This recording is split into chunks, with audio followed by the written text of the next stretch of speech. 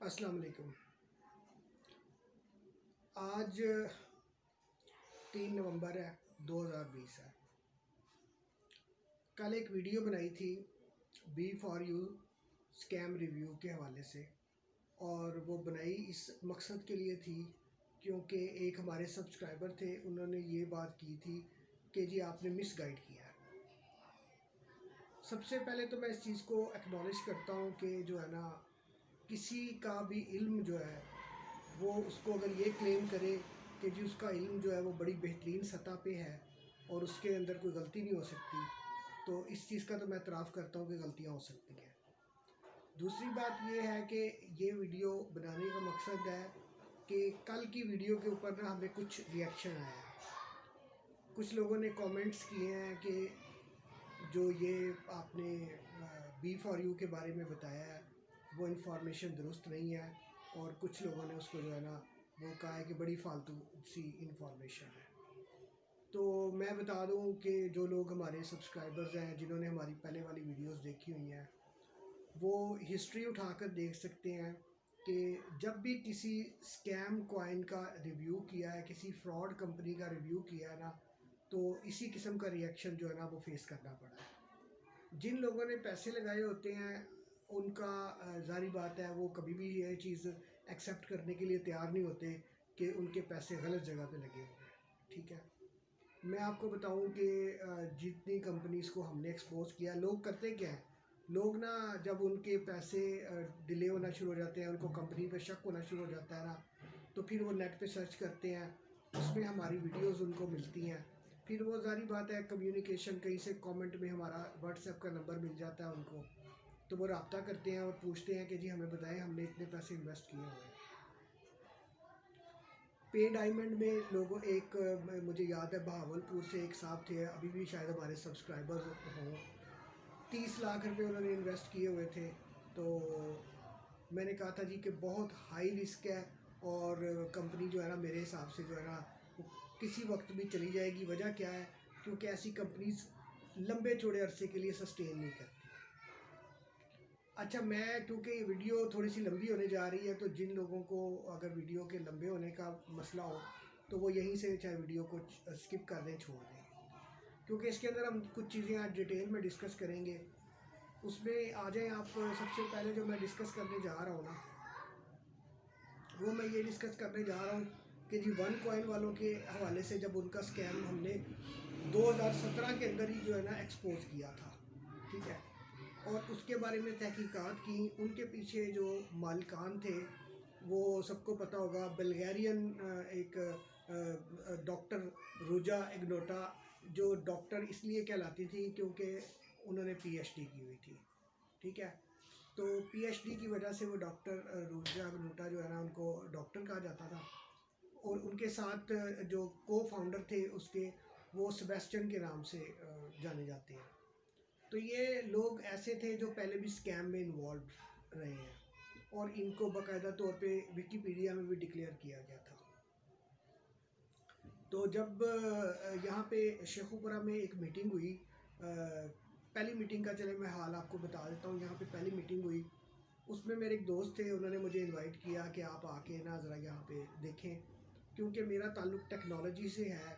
तो मैं वहाँ पे गया, और जो वहाँ पे एक इंडस्ट्रियलिस्ट आए हुए थे, जिन्होंने आके जो है ना, मैं बता देता हूँ, बल्कि यहाँ पे मेहर बाबा में ना वो पार्टी भी थी, और साथ उसमें ना उन्होंने वन कॉइन के हवाले से ना उसके फीचर्स भी बताने थे, लोगों को इन्वेस्टमेंट अपॉर्चुनिटी का बताना था। अब उन्होंने किया क्या कि अगर उनका तकरीबन कोई 1.5 या 2 घंटे का सेशन था, तो उसमें से 80% 90% टाइम उन्होंने स्पेंड किया जी बिटकॉइन के हवाले से,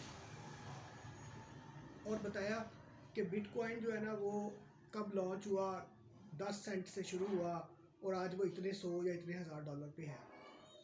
उसके बाद आखिरी 10 या 15 मिनट में उन्होंने जो है ना वो ये बताया कि वन कॉइन जो है ना वो बिटकॉइन से भी बड़ा कॉइन बनने जा रहा है। ठीक है, अच्छा, वहाँ पे तकरीबन हम कोई अराउंड अबाउट 40 लोग मौजूद थे, जिनमें ऑडियंस में मैं भी बैठा हुआ था। तो मैंने दरमियान में भी उनसे क्वेश्चन करने की कोशिश की, लेकिन उन्होंने कहा जी कि पहले मुझे अपना सेशन मुकम्मल कर लेने दें, क्योंकि उसमें कुछ जो है ना आपके क्वेश्चन हो सकता है वैसे ही कवर हो जाए, और अगर ना भी हुए तो एंड में जो है ना आप ज़रूर अपने क्वेश्चंस पूछिएगा।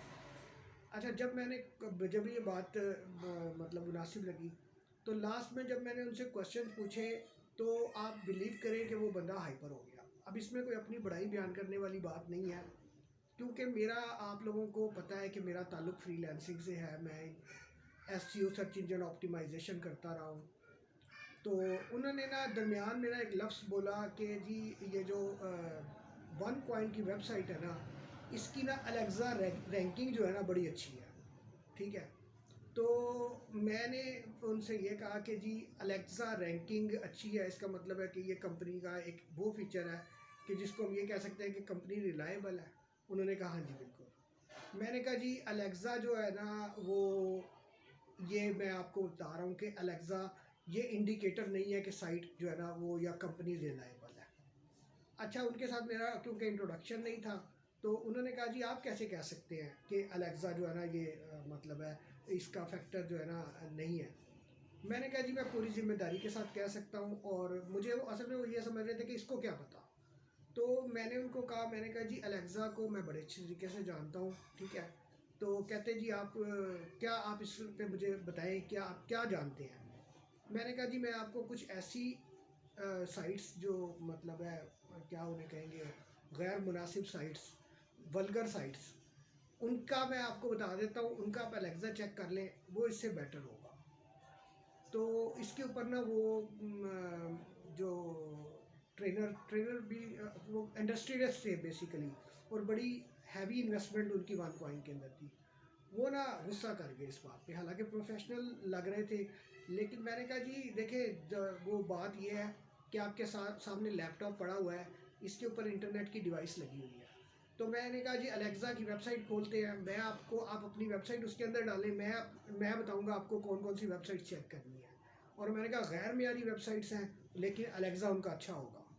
ठीक है, तो मैंने कहा अभी पता लग जाएगा मेरी बात सच्ची है या झूठी है, इसमें तो कोई मतलब है, ये तो नहीं है कि मैं आपसे कहूँ कि मैंने कुछ छुपा के बात की है, अभी पता लग जाएगा। एनीवे उनके साथ थोड़ी सी ऐसी वो हुई। तो जो जिन्होंने वो पार्टी ऑर्गेनाइज करवाई थी ना, उनमें से एक साहब थे जिन्होंने मुझे इनवाइट किया हुआ था।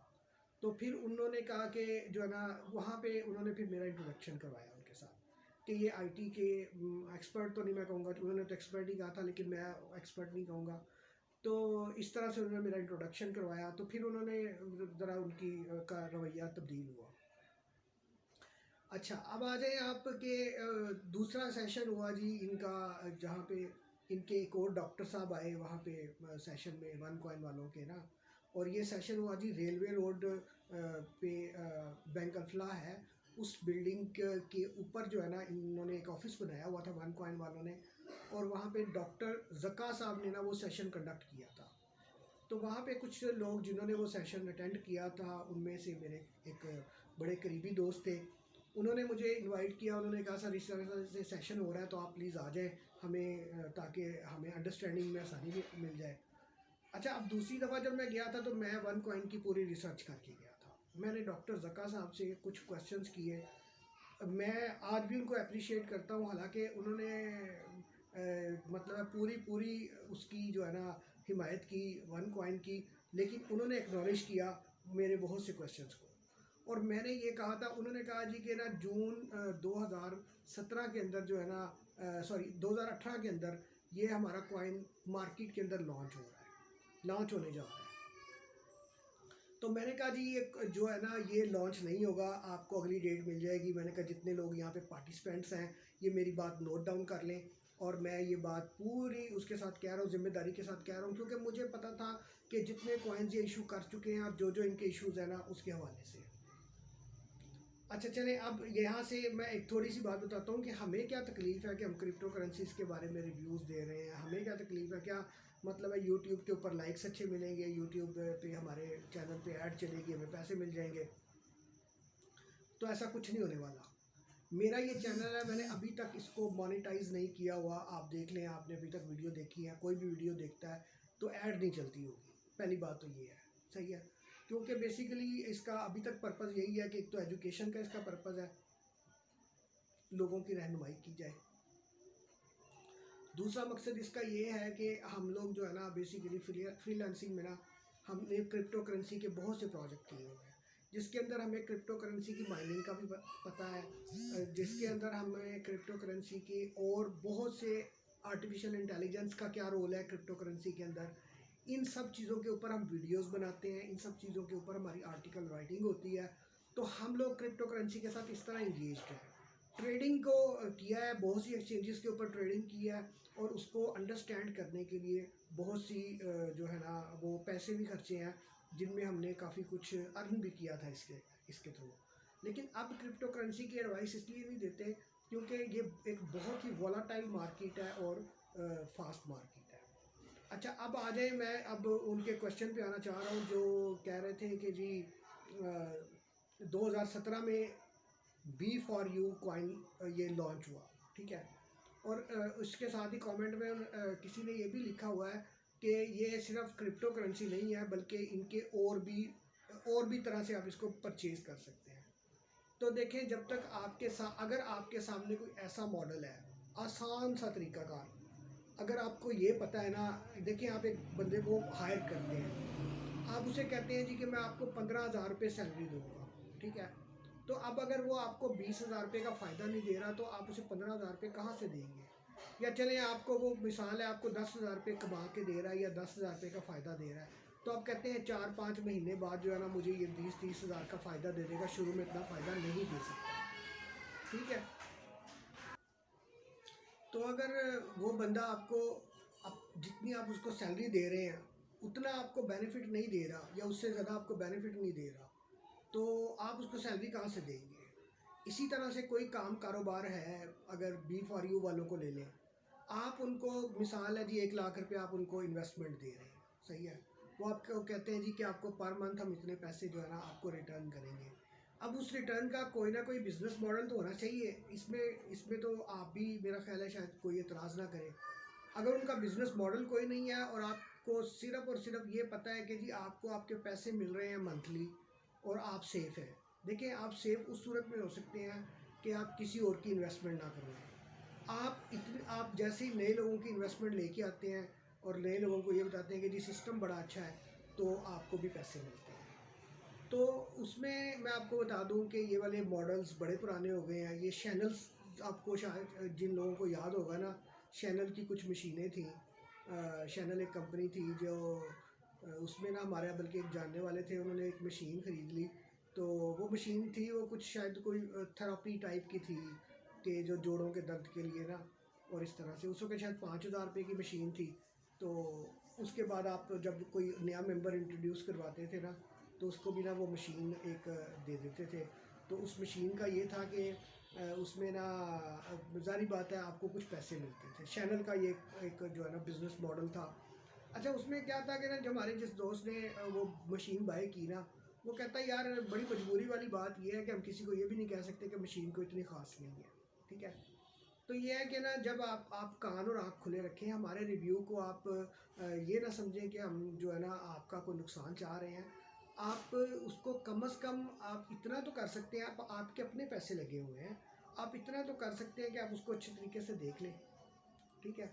तो मैं आपसे, मेरी गुजारिश यही है कि बी फॉर यू 2017 में बनी या 2008 में बनी, बिटकॉइन से भी पहले बनी, लेकिन कम से कम अब आँख और कान तो खुले रखें ताकि आपने जो इन्वेस्टमेंट की हुई है कम से कम उसके अंदर आपको नुकसान तो ना हो, या अगर आपका नुकसान हो भी सकता है तो किसी और को तो नुकसान करवाएं। बहुत से लोग बड़ी मुश्किल से अपने पैसे इकट्ठे करते हैं और आप उनको कहते हैं जी कि बी फॉर यू में इन्वेस्ट कर दें, और उसके बाद पता लगता है कि यार उनके पैसे डूब गए हैं, तो उनका कौन वाली वारिस होगा, ठीक है। तो ये चीज़ें हैं, इन पे मैं समझता हूँ कि आप लोगों को जो है ना वो अपने लाजमी चेक करें। बाकी इसकी जो टेक्निकल ग्राउंड्स के ऊपर अब मैं आपको एक्सपोज करके दूंगा। और दूसरी बात ये है कि मेरी दुआ है कि किसी के पैसे डूबे ना, और ये रिव्यूज़ उनके लिए है जो लोग न्यू इन्वेस्ट करने जा रहे हैं, उनके लिए है। जो एग्जिस्टिंग कर रहे हैं उनके लिए सिर्फ ये है कि यार नए लोगों की इन्वेस्टमेंट ना करवाएं, ठीक है। जब तक आपको पूरे बिजनेस मॉडल का पता ना हो कि पैसे कहाँ जा रहे हैं और कहाँ लग रहे हैं, ठीक है ना, और कहाँ से इसका प्रॉफिट जनरेट हो रहा है, तो तब तक ना किसी की नई बंदों की इन्वेस्टमेंट करवाएं। उम्मीद है कि आप लोगों को समझ आ गई होगी कि हमारा क्या फ़ायदा है रिव्यू देने में। ठीक है, तो मेहरबानी करें और जो है ना हमारे लिए भी दुआ करें और इंशाल्लाह अल्लाह पाक जो है ना सबका हामी और नासिर हो। शुक्रिया जी।